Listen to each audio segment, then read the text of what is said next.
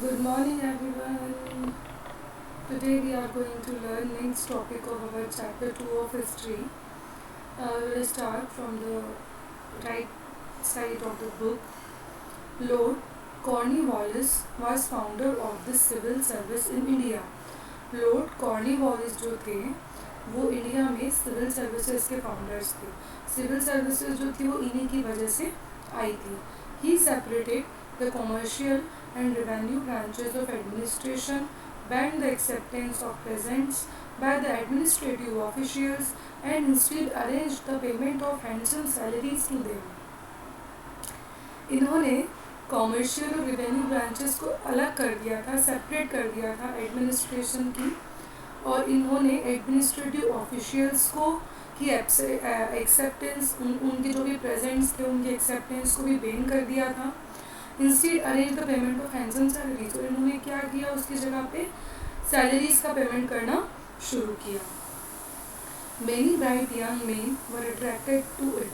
बहुत जो यूथ्स थे उस टाइम पे वो इस पॉलिसी को देख के थोड़े अट्रैक्ट हुए.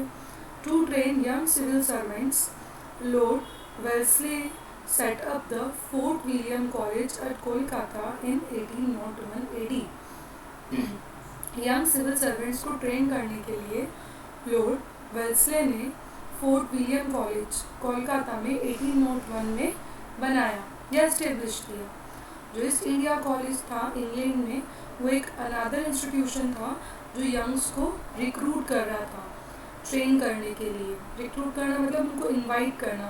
कुछ यंग ने अप्लाई किया होगा पहले, तो अब उनको इनवाइट करें ताकि उनको ट्रेन किया जा सके. द चार्टर एक्ट ऑफ 1853 का charter act introduced a system of open competition through exams, but nonetheless a system of discrimination against the Indian employees of the company continued for a very long time. 1853 में जो charter act था उसके through एक open competition exam organise किया गया जो कि discrimination के अगेंस्ट नहीं था, इंडियन एम्प्लॉयज़ के डिस्क्रिमिनेशन सिस्टम के अगेंस्ट से कम नहीं था. ये बहुत टाइम तक, बहुत लंबे समय तक कंटिन्यू रहा. Civil service exam was difficult for Indians to get selected. और जो सिविल सर्विसेज एग्ज़ाम है वो इंडियंस के लिए थोड़ी डिफ़िकल्ट हो गई कि उनको उसमें सिलेक्ट किया जाए. ऐसा क्यों हुआ? Let us read it. The examination was held in London and very few Indians could afford the cost of travel. जो एग्ज़ाम्स होती थी वो कहाँ होती थी? लंदन में. अब हर एक इंडियन के लिए ज़रूरी तो नहीं कि वो लंदन का टिकट्स और वहाँ का रहना खाना पीना अफोर्ड कर पाए, तो बहुत से तो ऐसे एग्ज़ाम देने नहीं जा पाते होंगे. Second, the medium of expression was English which was a foreign language to Indians. और जब एग्ज़ाम देने का मीडियम था, पेपर मीडियम जो था एग्ज़ाम का, वो इंग्लिश में था. अब हमारे इंडियंस के लिए तो ये फॉरेन लैंग्वेज होगी क्योंकि उस टाइम पे तो यही थी, हमारे यहाँ तो शुरू से हिंदी चल रही है. The maximum age for competing was very low. जो मैक्सिमम एज थी कम्पीट करने के लिए इस एग्ज़ाम में वो बहुत कम हुआ करती थी. सी ये पिक्चर दिया हुआ है, ये फोर्ट विलियम कॉलेज है कोलकाता का. Then army. The British needed a large army. जो ब्रिटिशर्स थे उनको एक लार्ज आर्मी चाहिए थी. ठीक है. कॉन्क्वेर मोस्ट टेरिटरीज, उन्होंने बहुत सारी टेरिटरीज जीत ली थी. Protect British territories from their rivals. Britishers के टेरिटरी को उनके अपोजिशन वालों से बचाया था. Protect the trading interest of the company. Company का जो बिजनेस करने वाला इंटरेस्ट था उसको प्रोटेक्ट किया गया. उसको प्रोटेक्ट को हिंदी में क्या बोलते हैं, मतलब उसको सेफ रखा गया. Suppress internal revolts against the Britishers के अगेंस्ट कुछ अंदरूनी प्लानिंग की गई. The army comprised Indian soldiers who were called सिपाहीज. सिपाही जिसको हम बोलते थे. जो आर्मी बनी थी वो इंडियन मतलब भारतीय सेना से बनी हुई थी, सैनिक से. तो वो सैनिक को हम बोलते थे सिपाही, जिसको इंग्लिश में बोलते sepoy. It is anglicised version. इसको एंग्लो वर्जन बोलते हैं सिपॉयस को. हिंदी में इसको हम बोलते हैं सिपाही. A large number of them were originally farmers. और इसमें ज़्यादातर लोग जो थे वो कौन थे? किसान. दे वर कीन to join the company army as it was a very prestigious occupation. ये कंपनी आर्मी को ज्वाइन करना एक बहुत रेपुटेशन वाला जॉब होता था उस टाइम, तो सब लोग बड़े एक्साइटेड होते थे. Most sepoys were recruited from areas at present included in Uttar Pradesh, Bihar and Jharkhand. बहुत सारे सिपाही जो थे वो उत्तर प्रदेश, बिहार और झारखंड, जिसको हम आज इन नामों से जानते हैं, उस एरिया में से लिए गए थे.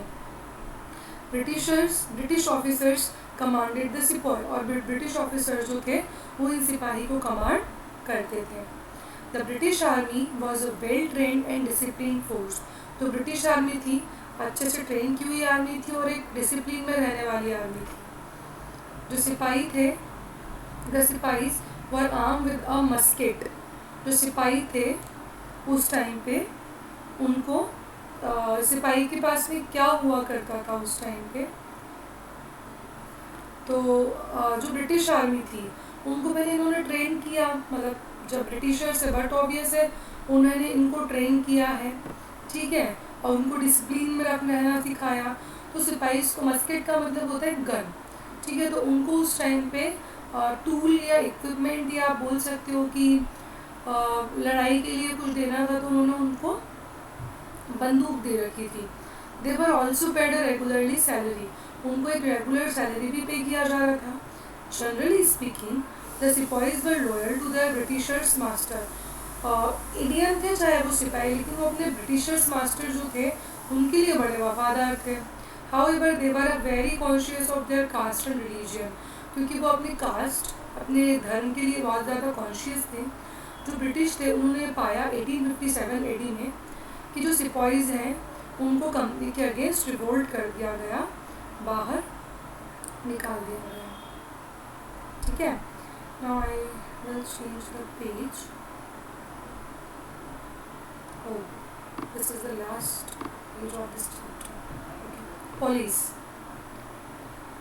The British needed an efficient police force to ensure law and order. Lord Cornwallis created a permanent police force in India. जो ब्रिटिशर्स थे उनको एफिशिएंट पुलिस फोर्स की भी ज़रूरत थी, जिससे कि वो कानून को और ऑर्डर को फॉलो कर सकें.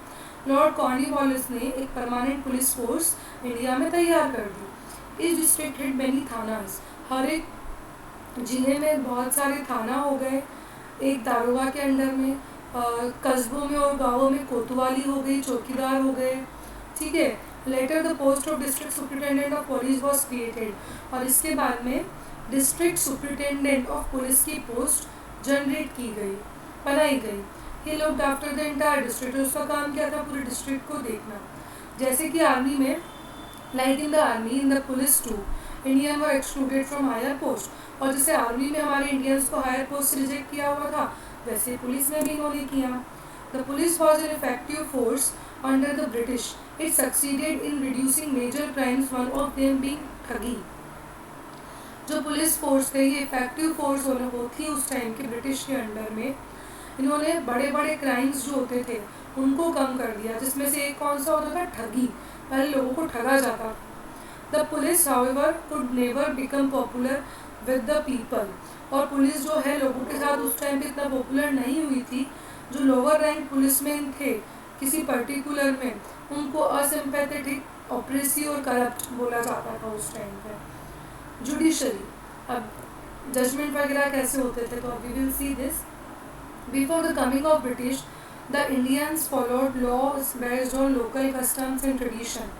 ब्रिटिशर्स के आने के पहले जो इंडियंस थे उन्होंने बहुत सारे कानून को फॉलो किया जो कि लोकल कस्टम और ट्रेडिशन के ऊपर बेस्ड थे.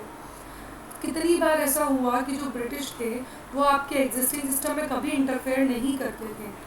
They decided that British laws would apply to the Europeans. उन्होंने डिसाइड किया कि जो ब्रिटिश लॉ हैं वो सिर्फ यूरोपियन लोगों के ऊपर ही अप्लाई होंगी. However the existence of two sets of laws created confusion. अब इंडियंस के लिए दो लॉ हो गए, एक तो खुद का लॉ और ब्रिटिशर्स का लॉ, तो उनके लिए वो कन्फ्यूजन क्रिएट कर रहा था. जबकि उन्होंने बनाया तो सिर्फ यूरोपियन के ऊपर अप्लाई करने के लिए था.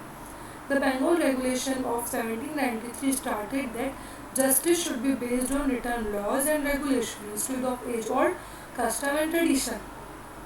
जो बेंगोल रेगुलेशन एक्ट बना 1793 में, इसमें जो जस्टिस होता था वो लिखे हुए लॉ, लिखे हुए कानून और रूल्स और रेगुलेशंस के ऊपर बेस्ड होता था। हम एज ओल्ड कस्टम को नहीं देखते थे, ट्रेडिशंस को नहीं देखते थे, जो लिखा हुआ है उसी को मानते थे। तो some of the Indian traditions were written down in the form of laws and regulations. तो कुछ भारतीय कानून जो है वो लॉज और रेगुलेशंस के फॉर्म में लिखित में है। This made laws uniform and easier to informs. जब लिखित में कोई चीज़ होती है तो उसको याद रखना बहुत ईजी हो जाता है और बहुत ईजीली ये इसको इक्वालिटी के साथ में अप्लाई कर रहे थे। Warren Hastings and Lord Cornwallis gave a proper shape to the judicial setup. जो वॉरेन हेस्टिंग थे और लॉर्ड कॉर्नवालिस थे, उन्होंने जुडिशियल सेटअप, जजमेंटल डिसीजन देने के एक प्रॉपर शेप क्रिएट किया। द सेटअप सिविल कोर्ट्स, उन्होंने सिविल कोर्ट सेटअप की जिसको हम दीवानी अदालत बोलते हैं। क्रिमिनल कोर्ट सेटअप की जिसको हम फौजदारी अदालत बोलते हैं डिस्ट्रिक्ट लेवल पे। 1833 AD में एक law of commission was appointed to codify Indian laws. एक लॉ ऑफ कमीशन को अपॉइंट किया गया इंडियन भारतीय कानून के लिए, उसका कोड बनाने के लिए, और उसने इंडियन पेनल कोड बनाया। तभी से वर्ड आया IPC। हम लोग कितनी बार सुनते हैं ना, IPC 143 के तहत, IPC 176, ऐसा कुछ जो भी हम अलग अलग नंबर सुनते हैं, तब से ये वर्ड आया IPC, जिसका फुल फॉर्म है Indian penal code. And establish the principle of rule of law, और उस टाइम में रूल ऑफ लॉ का प्रिंसिपल भी बनाया गया। इसका मतलब क्या है कि जो लॉ है वो हर एक पर्सन के लिए इक्वल है, वन लॉ फॉर ऑल, एक कानून सभी के लिए। ऐसा नहीं कोई रिच है तो उसके लिए अलग है और कोई गरीब है तो उसके लिए, सभी के लिए एक जैसा कानून है। This however was seldom practised, और ये धीरे धीरे प्रैक्टिस में आने लगा। जो यूरोपियंस और इंडियंस थे उन्होंने ट्राई किया कि इनकी कोड को भी सेपरेट रखा जाए। सो हमारा ये जो सेकेंड चैप्टर है ये अभी कंप्लीट हुआ है, and I will send you the question and you have to find out the answers and send it to me on WhatsApp. So we will start next chapter in the next video. Now we will start chapter of suits. Okay, so keep learning, stay at home, stay safe. Thank you so much.